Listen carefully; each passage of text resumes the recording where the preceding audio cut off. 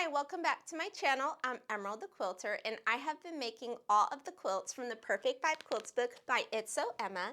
Today we're going to put all of the Scrappy Fortune Cookie Quilt blocks together to make this beautifully sized, really large 90.5 square inch quilt. And I have the perfect sashing picked out, which is also going to serve as my borders. This is a deep black with floral, and you can kind of see it. I can get the camera to zoom in just right. I am absolutely in love with this fabric because it brings out all of those different fabrics and it just kind of calms down all the scrappiness. To make the Fortune Cookie Quilt, you're going to need 36 of these really cute blocks, and these blocks remind me of a Jacob's ladder, which is a traditional block because it's got,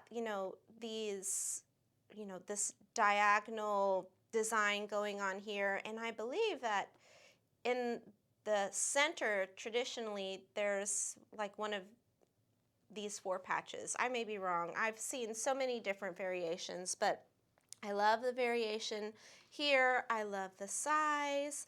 And as I present more of these blocks, you're going to say, oh, well, I saw that one. Like this here is repeated. I tried not to repeat anything too much in the same block, but just repeated throughout the blocks because I gathered these fabrics. They were leftover charm squares from the previous quilts that I made from the Perfect 5 Quilts book. And that was just so much fun to be able to use them. And I had such a big stack and I went crazy cutting out even more because I wanted just a little bit more variation.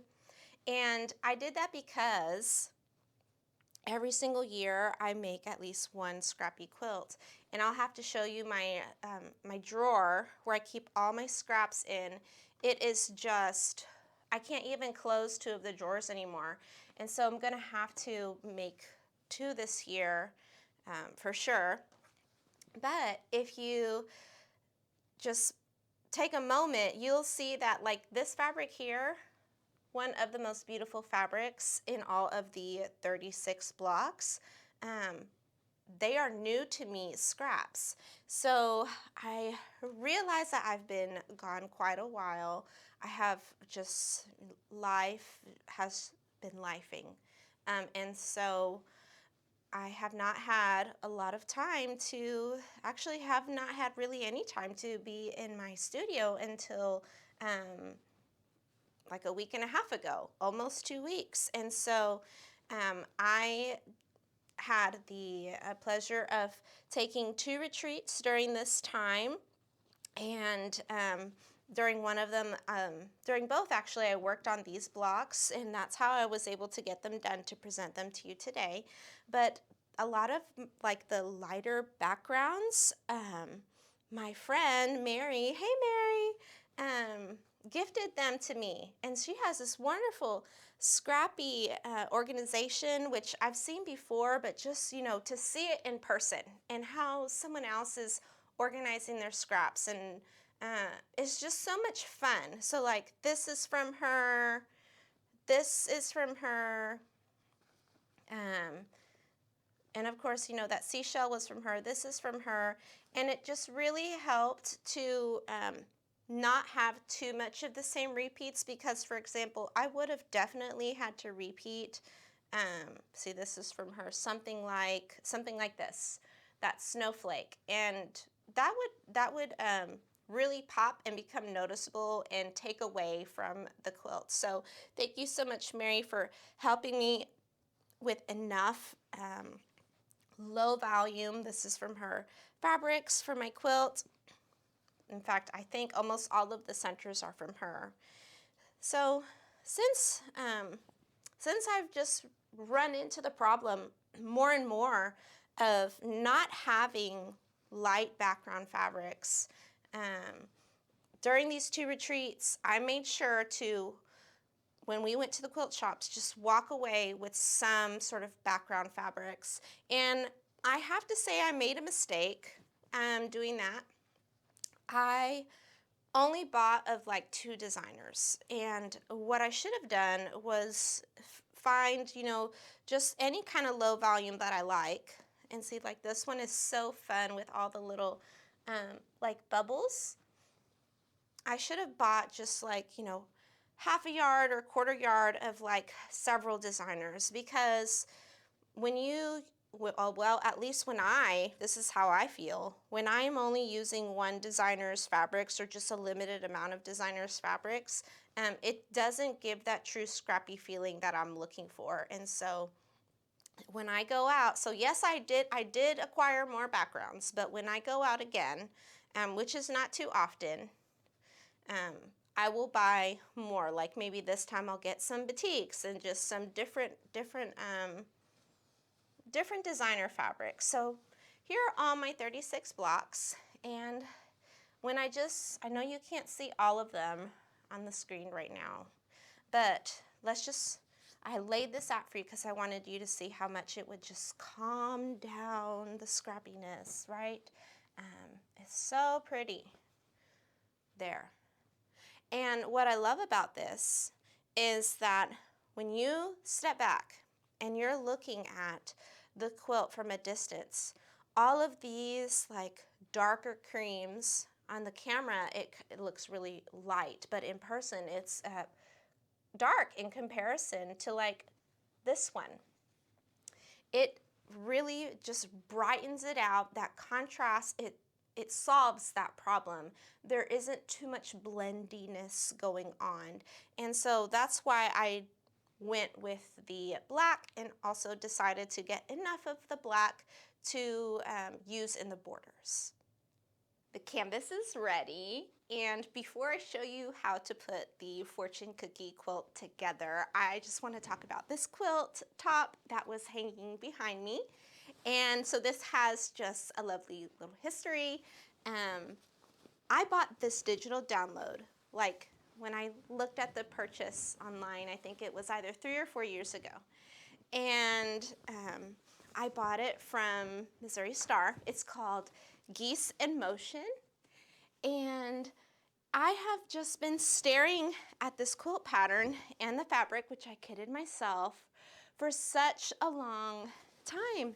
And when my little guy started sleeping by himself this last week to 2 weeks, I was like, gosh darn it, I'm gonna make that quilt, because I have been wanting to make it for so long, and I just haven't really started any projects spontaneously. And I used to just be like, I'm tired of those. I'm making something brand new, and I would just go and pull any project that I had kitted myself, or that I needed to kit, or that I had actually bought a kit of. And so it was just so much fun to get back to that, you know, old me, just the taste of itself. And what's really fun, because I always love a good deal, is when I saw, because I watched the YouTube video, that's how I discovered the Geese in Motion pattern. When I watched that YouTube video with Jenny Doan, I was like, that fabric is the most beautiful fabric for that pattern. And I searched and searched and searched, and I bought that jelly roll for like 40 to 50% off. Yes.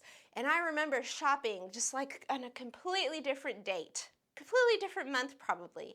And I found the border fabric, which was this really cute green. I mean, it wasn't, you know, the large floral print, and that was okay. And I found the binding fabric and the blue jewel fabric that's going to go for the backing, all 3 in the clearance section. And so all together, all of the fabric that I needed to make this really big quilt, which is 70.5 by 73.5, it was all of like 80 bucks. Yes! So I'm just so excited to have finally got to this. And I'm going to put this aside, and I'll show you the backing fabric when we're done here. So to make your Fortune Cookie Quilt, you need to pay attention to the layout. Layout is always really important. When I was at retreat, I was laying out my design blocks on the wall, and realizing time and time and time again that I was getting the direction wrong. So some of them face this way and some of them face this way. And so the best thing to do, and I think that's because I was like also really fall from the design wall at retreat, and then I was just like into the sewing, and I just kind of wanted them out of the way and onto the wall so that I could have more table space. And so I'm gonna get it right this time. But it is helpful to have your sashing already cut.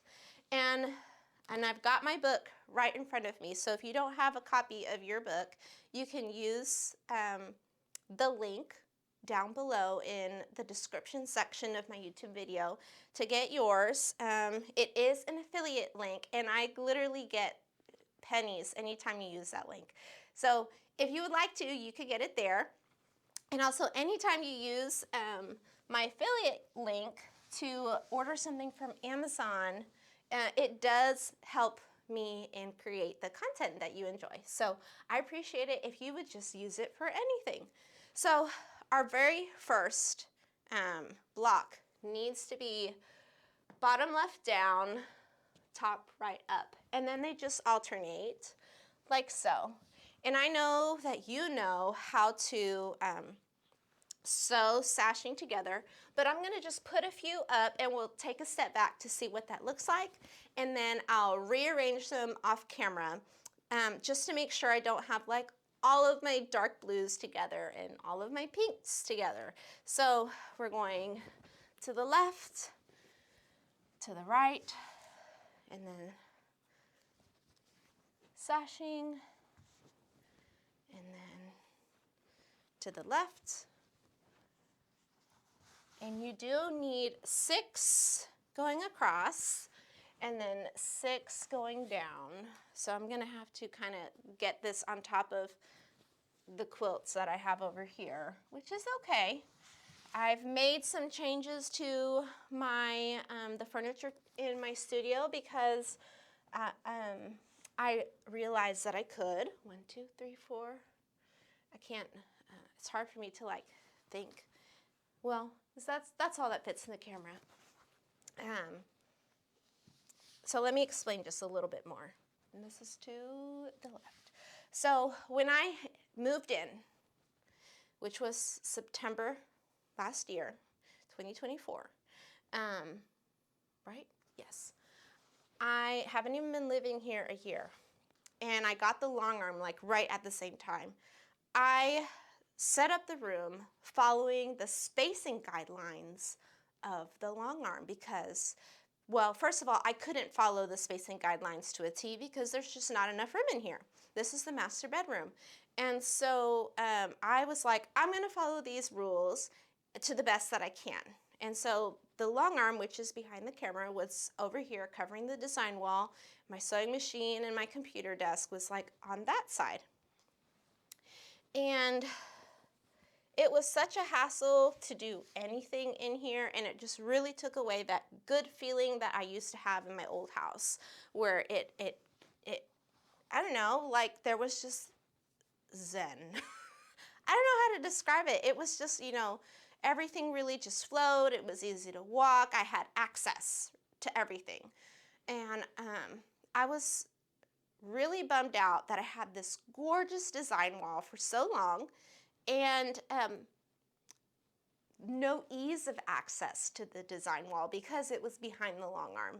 And so what I've done since then is, of course, move the long arm that way, but the portable design wall that I've had, I hung it up over here to my right, and I've had to use extra nails because that design wall sort of like started to curve and bend.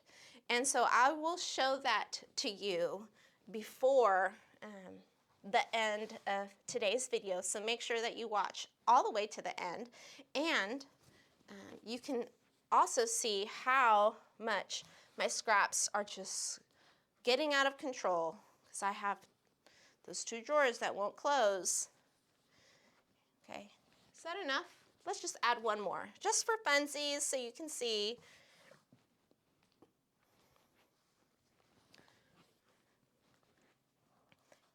And initially, I And I was told by my dear friends and even by, you know, family, the long arm should go over there. The long arm should go over there. Like, why don't you move everything? And I'm like, there's not enough space. There's not enough space. And so I decided, and I didn't know that this was going to work, but I was just envisioning the movement of the furniture, particularly the long arm because it's so long. And I was like, okay, so if I were to move it, what would be the most difficult part about moving this room? And it was, in my mind, it was getting the long arm not from parallel, but from this diagonal to straight, perpendicular to the walls, the longer walls, to this angle. Because I didn't know if it was going to just start scratch, you know, or just bump and get completely stuck. And so it's like thinking, because I'm not really a math person, like how would I ensure that does or does not happen? And so I measured the long arm from the longest, the sticking out part, which is like the motor that turns the rolls, diagonal to the opposite end. So from one point to the other point on the diagonal. And I measured like 2-3 times. And my son was holding the measuring tape on one end. And I calculated that I had a 1/2 inch or an inch of free space between the distance from this wall to that wall, subtracted by the distance from one end of the long arm on the diagonal to the other end. 1/2 inch to an inch. So I said, well, math is math. Math is not wrong when you math right. So it was right. I was able to just barely turn it. And I did just like bump the wall a little bit. That was completely my fault, but there's no damage. And it worked. So I am just like so happy now. The zen is back, the flow is back, and I'm just getting back to myself. So here is the quilt, and you know, I can put some of these in here just so that you can, just so you can see what that looks like. And we'll also kind of step back here.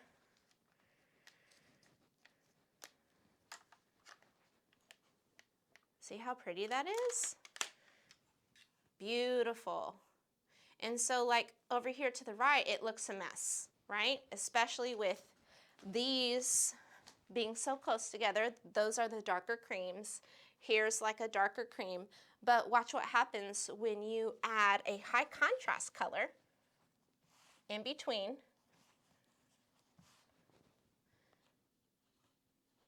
It's just like, it like puts it in its place. It's like, stop, okay?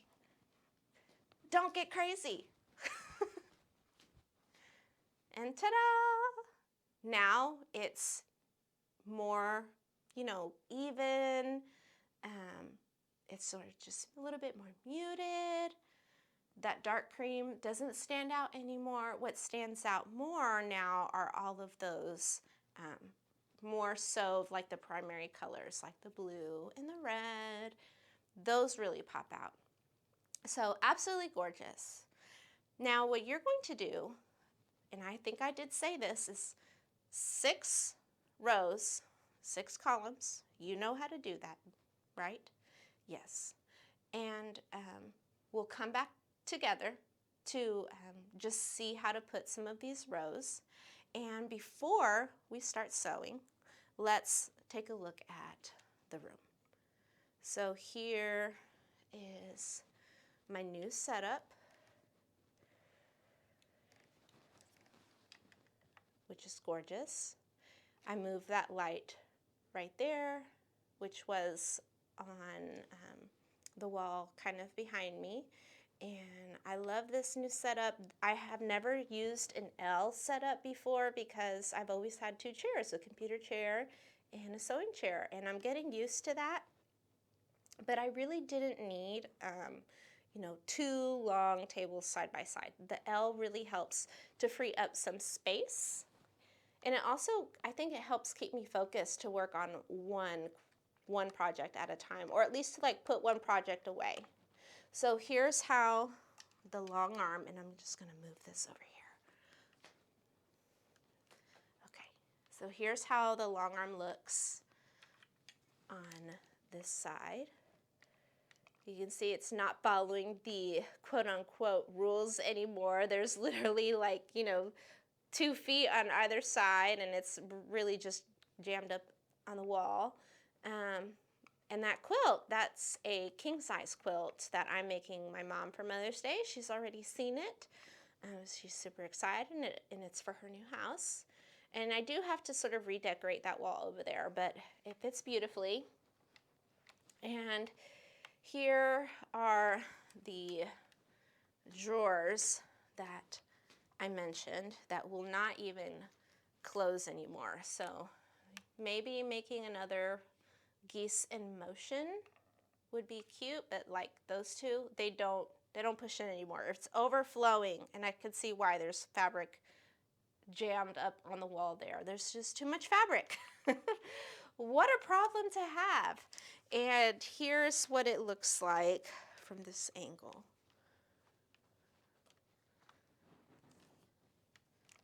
So yes, and toys, because I'm a quilty mama, right? But I'm happy to have it this way. It just makes so much more sense to me. And, it's okay to try new layouts with your studio. If you have any questions for me, you can drop them in the comments section below. And so now we're just going to, get started. The way that I like to sew these is place them on a design board. So like I'll put these down, and then these just a little bit underneath, and then these, keeping them in order, make sure I have a picture and sew them up. So let's start sewing these up. What I find most helpful when sewing my rows together is having that picture next to me so that I can make sure that everything faces the right way, although that's not a guarantee in my experience, but it certainly does help. And I just wanted to share some fun adventures that I've had recently. So I've mentioned that I haven't really been able to sew very much here at home. However, I did go on a couple retreats. I mentioned that I visited my friend. We took a girls' road trip. So some of my bee friends and I, we drove to my friend's house in Long Beach, Missouri, and it was gorgeous. So we kind of did this fun thing where it was a road trip, but also a shop hop. And we stopped at, I think, 3 different quilt shops on the way there. And there was one that was closed, and we couldn't go to that one on the way back because of the time that we had left, and it was also sort of, like 20 or 30 minutes off of the road that we were driving to get to Long Beach. And so we did hit up a few. I think my favorite one, I can't remember the name, but it was in Louisiana, and I was able to get some really cute Riley Blake background fabrics, like some low volume background fabrics at, I think, $7 or $8 a yard. So I got like 4 yards, just different prints, super cute, and it was just such a cute little shop. We stopped for a po' boy in Louisiana, and I've had I think 3 po' boys in my entire life that I can remember. And so I have to say that, well, first of all, it was very good. I have to say that I think it's the bread that can make or break a po' boy. And I say that because if all the fillings are, they're seasoned just right, they're not overcooked, and everything's just like soft and moist, but then you have a dry bread, it's just not gonna work. And if you have a warm, toasted bread that is soft, and I think the texture has to correspond with the fillings, then it is really good. And the best po' boy I ever had was on a different trip,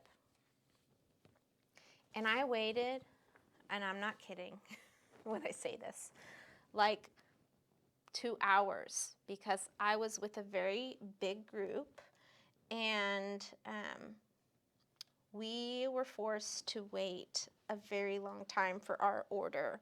And I mean, we all paid less than 15 bucks. Nonetheless, it still took that long to get it out, but it was the most delicious po' boy I've ever had. And it was just this shady little place, don't even know the name, didn't look, like a place I should have been going, but boy, was that one was really good. And my least favorite of the 3 po' boys that I've had was, and I know this location is very famous, and many people have visited there, but it was at this restaurant called Mother's, which is in New Orleans, but it was huge. I mean, you could barely grab onto the sandwich. The bread was dry, the fillings weren't seasoned very well, and I remember thinking that, oh, like this is like a novelty. It's cute and it looks nice for pictures, but it looked better than it tasted. And so there are a few po' boy places over here close to home, and I've never gone in and tried them because I always think, well, if I'm gonna have a po' boy, I'm just gonna wait until I go back to Louisiana, which is like, with these 3 instances, that's what I've done. And I'm now willing to give it a shot. I don't know why I do that to myself. Like I've done the same thing with projects. I have this particular quilt as you go grocery shopping bag, marked batting with jelly rolls already picked out for it, and I refuse to take a grocery bag of, like a plastic cute one that I have here at home, because for years I've been telling myself I'm going to make my own grocery bags. So I deny myself the pleasure of having a grocery bag because it's not the right one. Just what is wrong with me? Maybe it's a quilter's thing, I don't know. But, I'm ready to let that go now. Next time I see a po' boy place around here, I'm just going to try it because, you never know if it's going to be good or not. So once we get to Long Beach, and that next morning we go out shopping again, and there are some lovely shops in Missouri. I love this one shop where there was nothing but panels there, and most of the panels were marine life theme, beach life theme, and of course because it's just right off the beach. And the sand in Long Beach is very like Florida sand. White sandy beaches, the sand is loose, you could build something with it. So I'd really love to go back, visit my friend, and take my son to go play in the beach. Normally when I'm working with sashing that connects the rows together, I don't even bother pinning. But I just wanted to point out, especially if you're making this quilt with me, that this is a fairly large quilt, and I decided because there's just so much space where your fabrics can get accidentally pulled, and then you end up with too much pull in one row than in the other. I did pin, and so I pinned, of course, at the end, in the middle of the block, and then in the sashing, and then I repeated that in the middle of the block and then in the sashing. So all of my long pieces of sashing are the same size, and this is just going to help me keep everything even, make sure that nothing is longer than the other.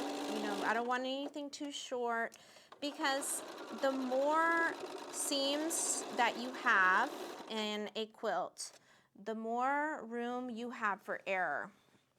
And because this quilt is made with half-square triangles, you've got a lot of fabrics there that are sewed on the bias. And even though, like, I use triangle paper, and so that's supposed to make sure that everything is, kind of stays put, everything's the right size.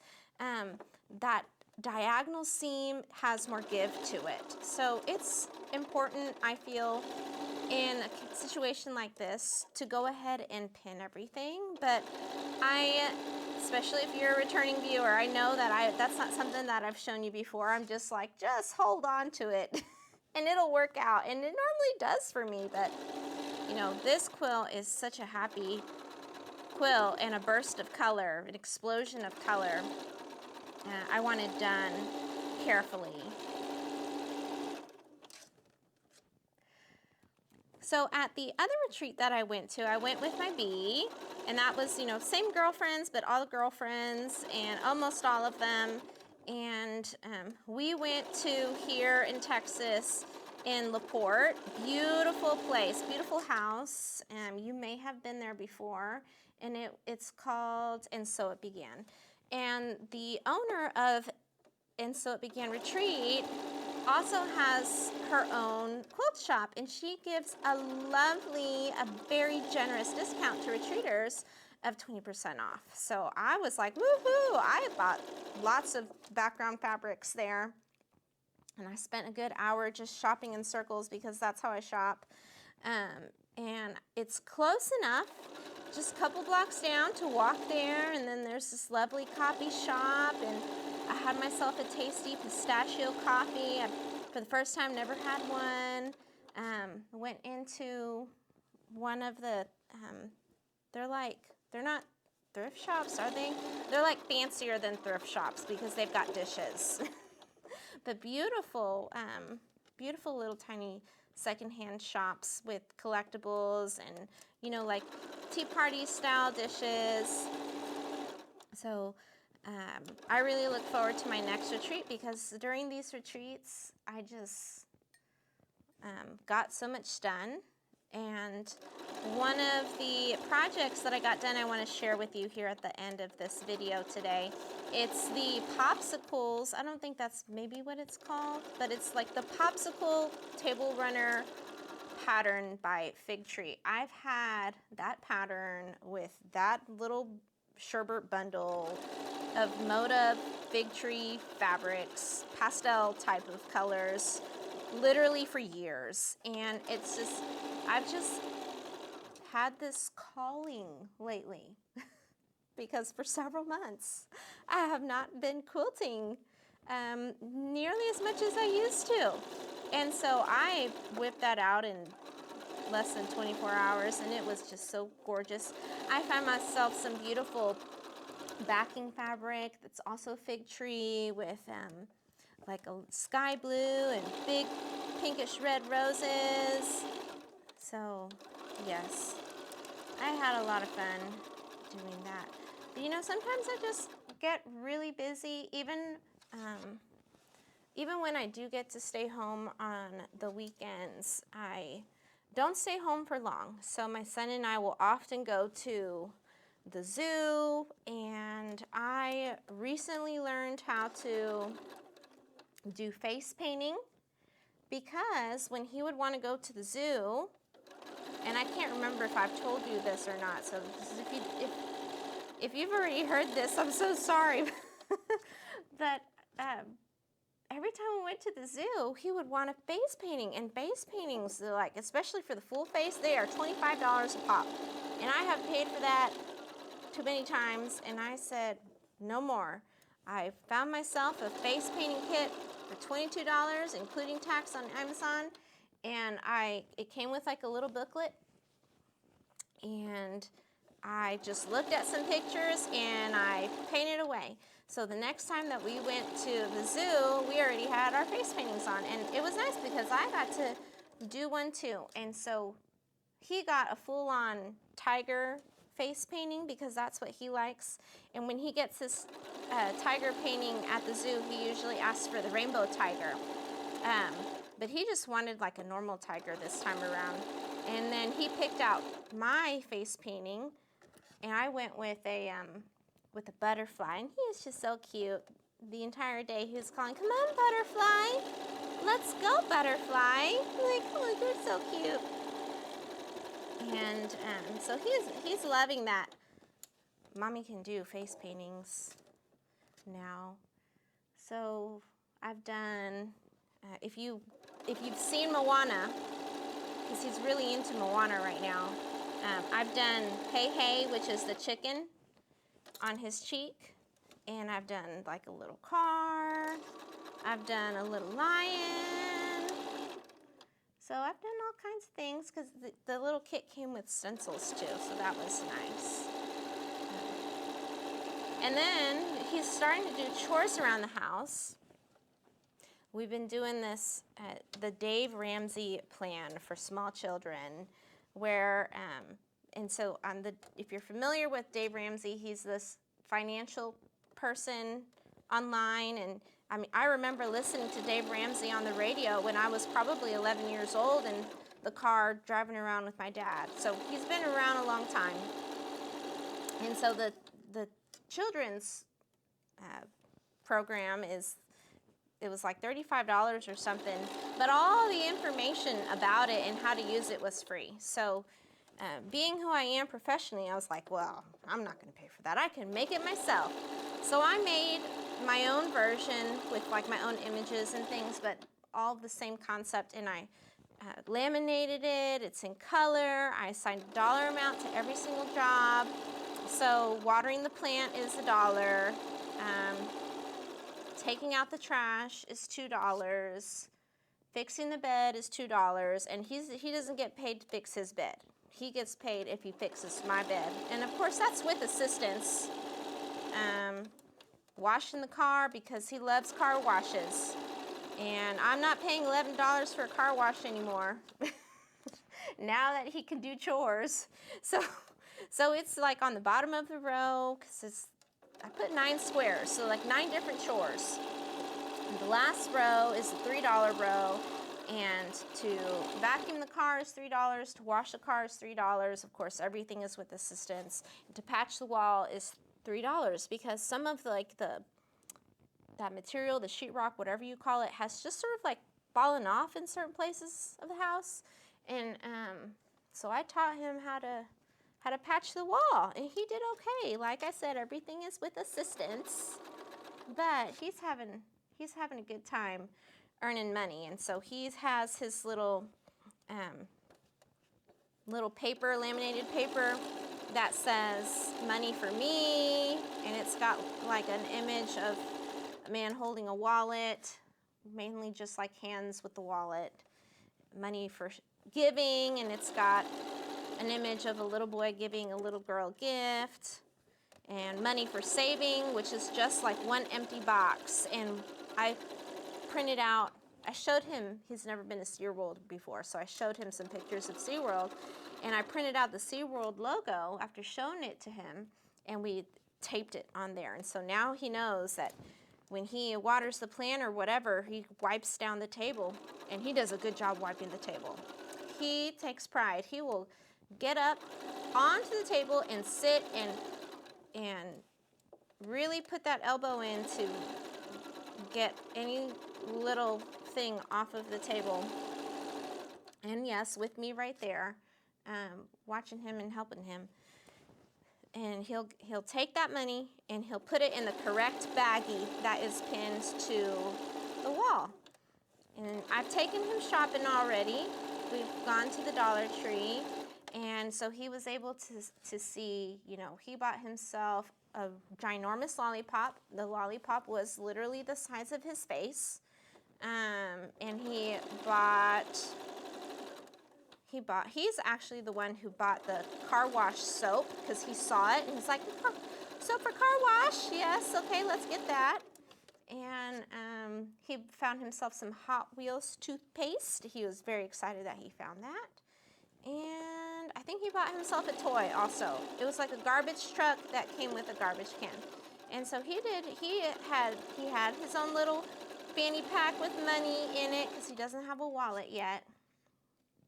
And he counted, and the cashier was very patient and kind with us and gave him his money back and his receipt. And so it was a very nice learning experience. It continues to be a nice learning experience for the both of us, really.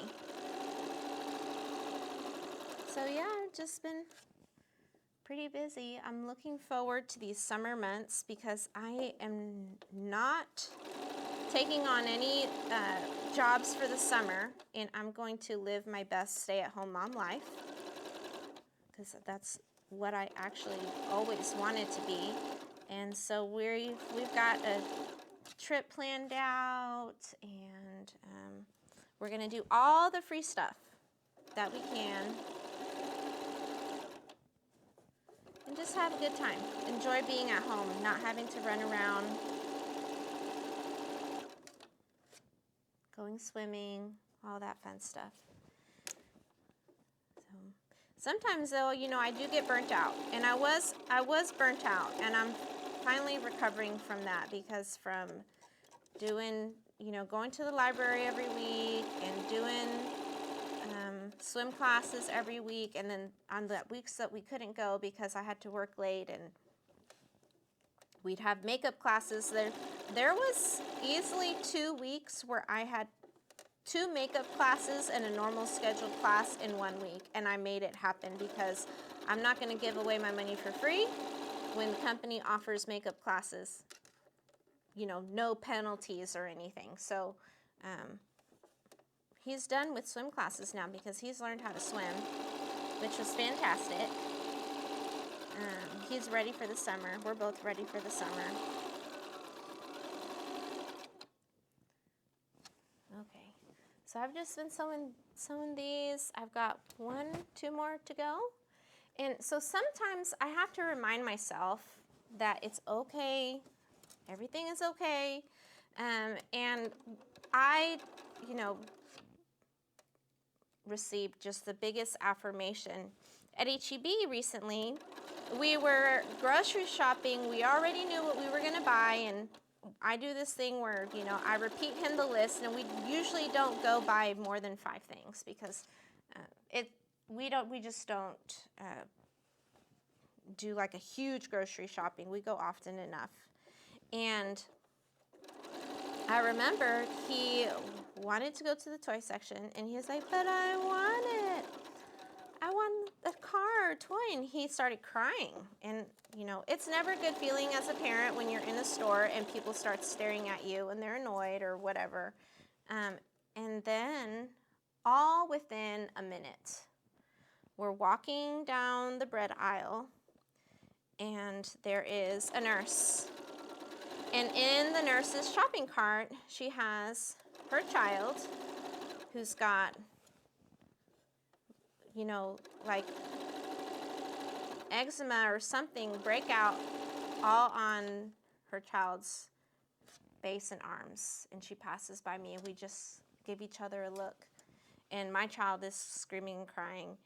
And of course, I feel embarrassed because of the profession that I'm in. You know, I would think, or people would think, I assume everyone thinks that just because you're an educator, you have the most well-behaved child. It's not true. And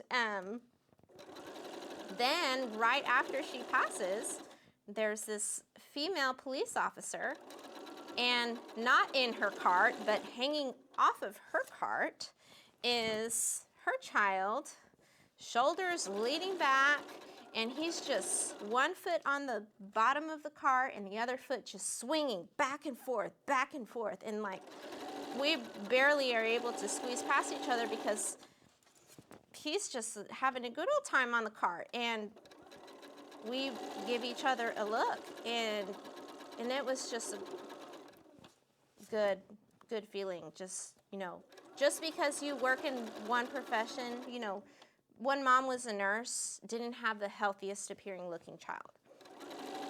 One mom was a police officer, her child was not the best well-behaved child in HEB. I am who I am, and my child was screaming down the aisles for a toy. So it was just, after that minute, any feeling that I had, it was just like gone. It's like, oh, it's okay. Nothing happened, and we made it. So I remind myself often that everything is okay, and we're all doing a good job.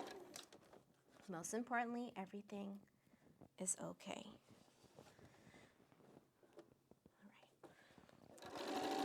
right. The next thing for me to do is to press the blocks towards the sashing, because I don't want this black fabric to be peeking through on my white fabrics, especially when some of these white fabrics are really, they're like just thinner than others. Don't want them to be noticeable. And I'll come back once I've got all of these sewn together, because you'll just repeat the same process. Okay, I had forgotten to cut out the borders, but they're cut now, and I just need to sew a couple more together and then attach them to this quilt top. And I remembered something just so silly. I had left my book, I don't know, in the car or at home, not at home, maybe in my purse, because I bought this fabric while I was away at retreat. And I didn't remember to buy enough yardage to cover the, so that like one entire piece, one solid piece would be the border. And so I estimated at first, I was like, oh, I'll just take a yard and a half. And then I was like, oh no, I'll take 2 yards. So I got 2 separate cuts. And lo and behold, the 2-yard cut was not enough for this. It is like, I don't know,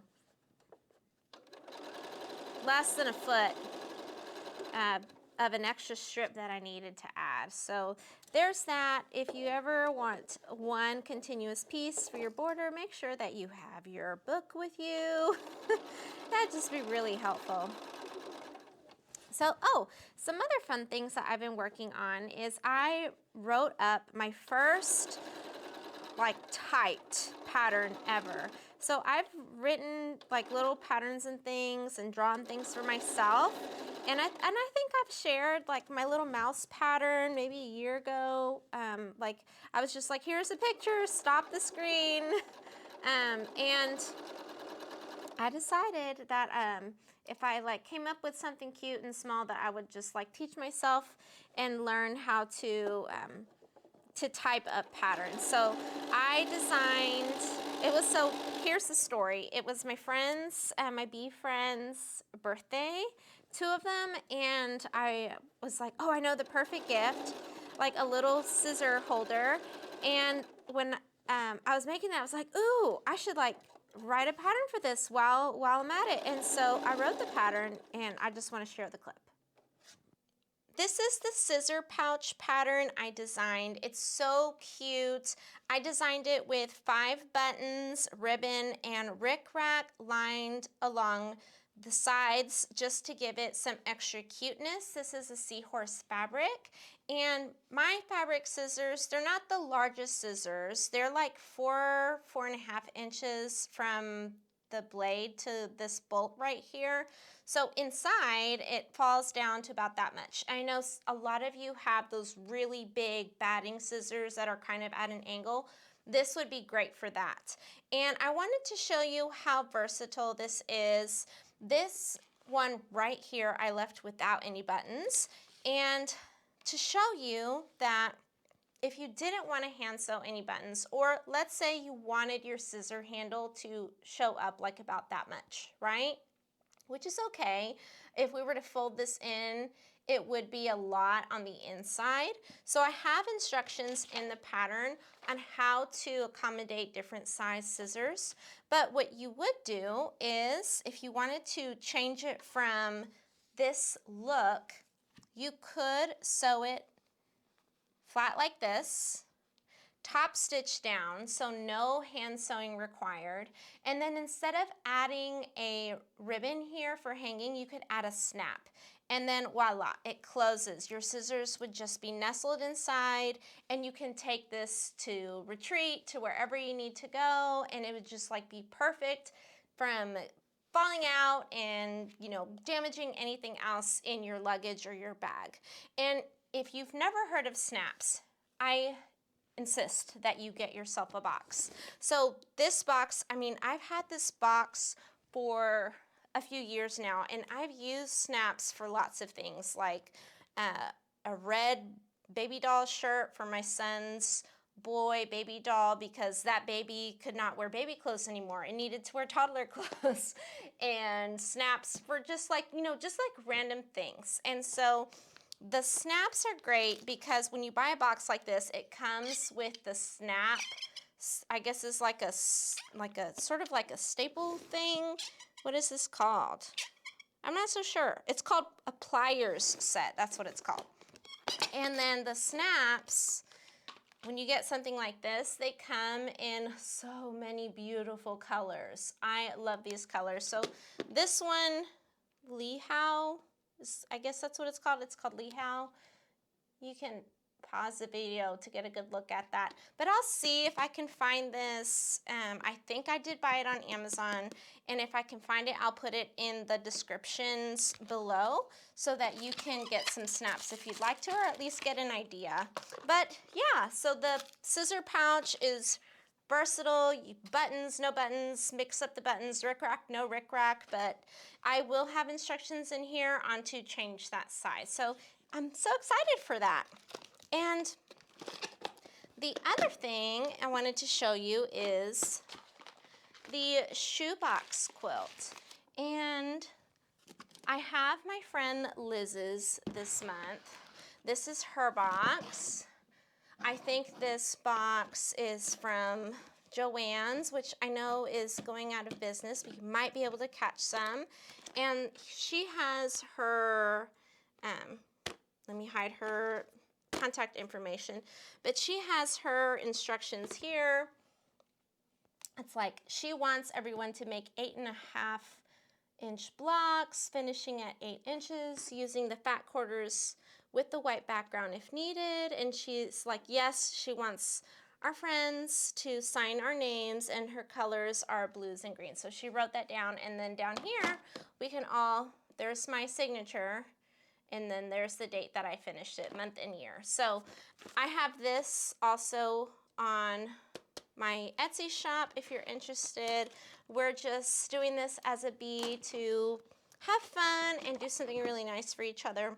But I wanted to show you the fabrics that she have in here in case you decide you want to do something like this too with your friends. So these are this is the white background fabric that she provided.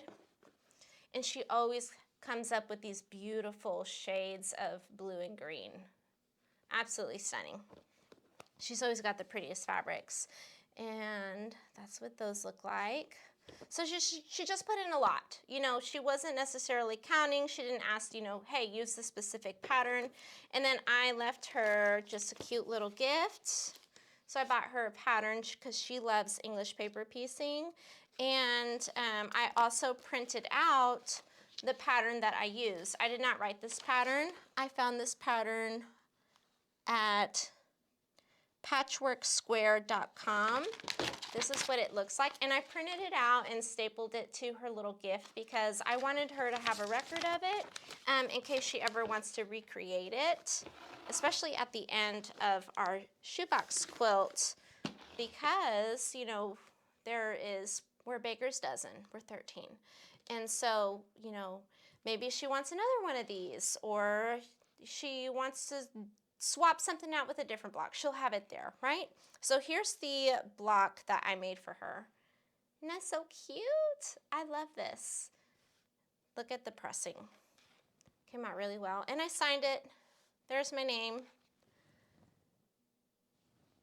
So yeah, I'm excited. I can't wait to see what my shoebox quilt blocks are going to look like. My blocks are books, and they're a pattern that I found online with like English paper piecing. So I'll be getting that back sometime next year. Now we've since exchanged boxes, and I think I've probably made like 2 whole blocks for 2 different shoe boxes since I shot that clip. Right now I have one that's with little sailboats, and it's so cute. And I did not know that tilde, because it's like a tilde pattern, I did not know that the tilde patterns were free. How many of you knew? I didn't know. And so that's really exciting. I love this little sailboat pattern. I'll have to show it to you. And I may, if I have some time, yeah, I don't know. I want to make everything. But if I find the time, if I make the time, I may make a small version for my son. Who knows? Because he does like boats. And I'm coming up on the end of this border, and I did pin 2 sides, and this quilt is, when I was holding it up without adding this, without adding all the pins and the border pieces to it, it's taller than me. So this is a huge quilt, deliciously huge quilt. It's a very nice size.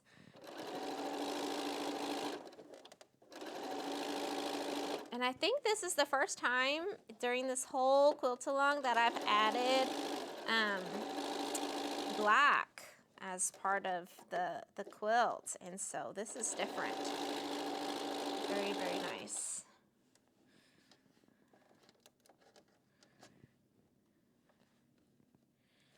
Very nice.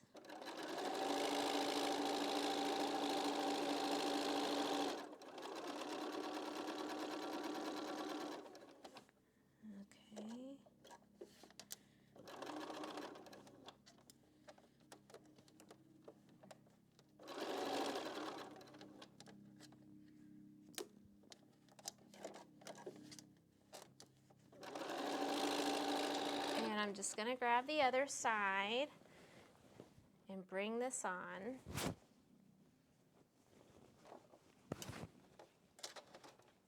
Let's see if you can see instead what's feeding.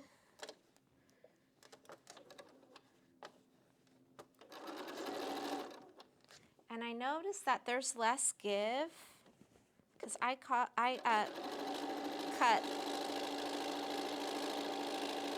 lengthwise instead of across the width of the fabric, and so there's I'm just having to make sure everything stays put.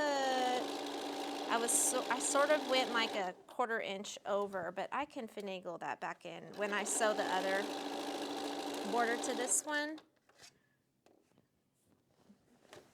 The pins definitely helped. I could have made do with I think I could have done better if I had added more pins to this. I guess I just did it because I didn't have any issues with the quantity of pins I added for the sashing, but those pieces were cut differently. There's no give here. We're going to make it work.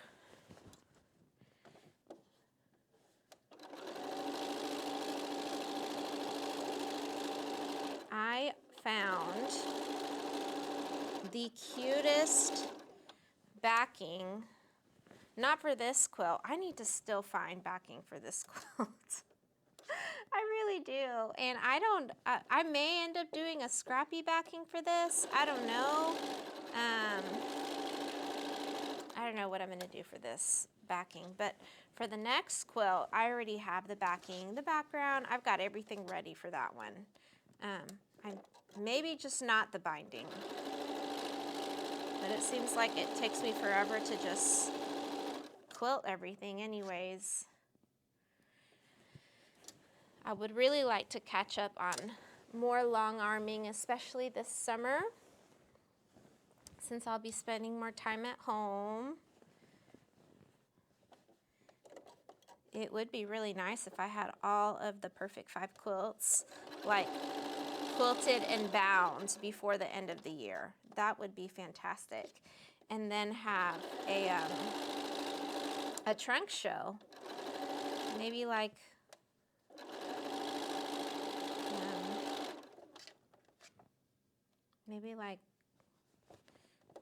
November, October, November. That would be awesome.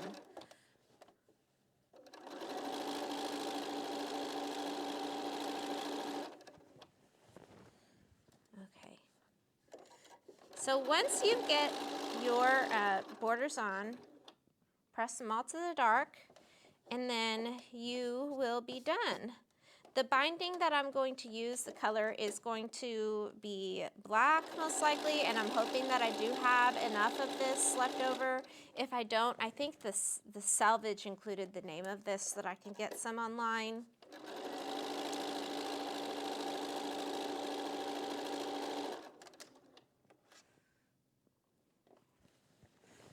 But it's always helpful to get your backing at the same time. Well, more importantly, if you're like using one line, you know, or collection of lines, and you can take them with you to match. This is just everything.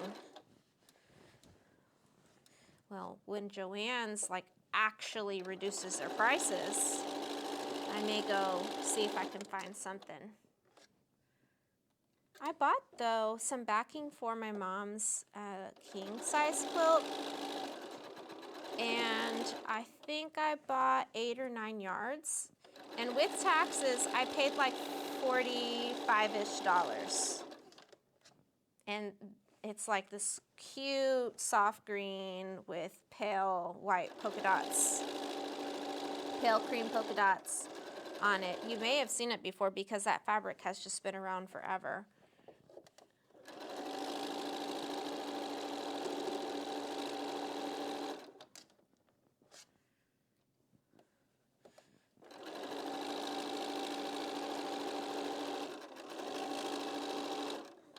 That flipped over. Okay, so let me get these last border pieces on, and then we'll take a look at the entire quilt after it's been pressed. Okay, this is the moment that we've been waiting for months now. Here it is. The quilt top is all finished, and it's huge. This could just drape over my bed. It'd be so nice. It's so colorful. It's so bright. I love rainbow colors, and the contrast is delicious. This came out so good. I'm so happy with this. I could imagine making this quilt in also like traditional colors or just 2 colors, like different shades of red and different shades of cream. That'd be beautiful. I love this quilt. This is a quilt that I would make again. Definitely. Definitely I would make this again. So there you have it. And now I want to show you 2 other projects. Isn't it amazing? It just covers the whole wall. I love it. It's touching the ground, and I was on my tippy toes to pin it up to the top there. So here is that popsicle quilt table runner that I wanted to show you. It is from a subscription that I was a part of a little while ago. It was something called like the Little Box of Figs, and it was a quarterly subscription where a fig tree company would send this cutest little pistachio fig tree green little box with a project and fabric that you needed and like little cute notions, and this was one of them. Isn't it darling? It's so cute. I love it.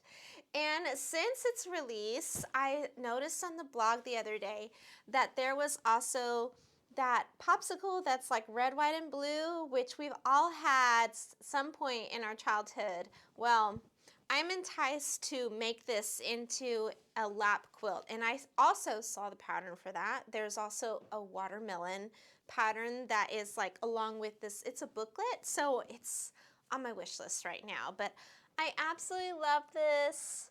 I did it so quickly. It was so easy. It was so much fun. I'm just really glad that I got to it. It feels so good to get things done that you meant to get done years ago. And I have the batting, and here is that beautiful light blue backing fabric that I found. It's also fig tree fabric, and it's also just got like this cute flowers and like a soft red, not quite a pink. And so, yes, I can't wait to make this. And here is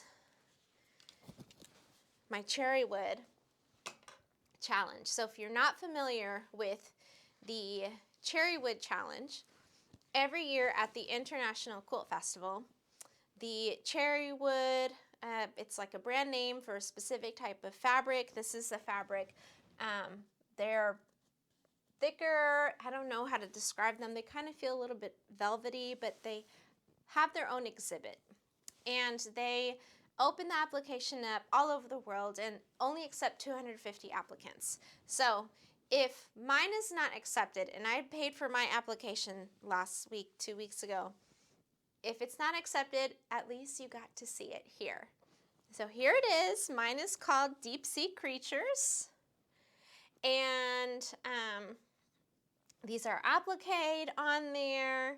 This sun has some like cute thread coloring, sort of. I don't know what to call that. And the jellyfish, bioluminescence thread in that, whatever marine animal that is. I watched so many documentaries with my son, and we went to the library and just got all the deep sea creature books. We were on a deep sea creature learning race. But here it is, and he says that it's his quilt, so it already belongs to him. And this is Tripento right there. So it's kind of raised, and so are the little octopus legs. So yeah, I had a lot of fun making this. It was quite difficult to get all these points and then to meet up at the corners properly, but very rewarding, and I'm just excited to have it done and hanging on my wall. So I hope you enjoyed today's video.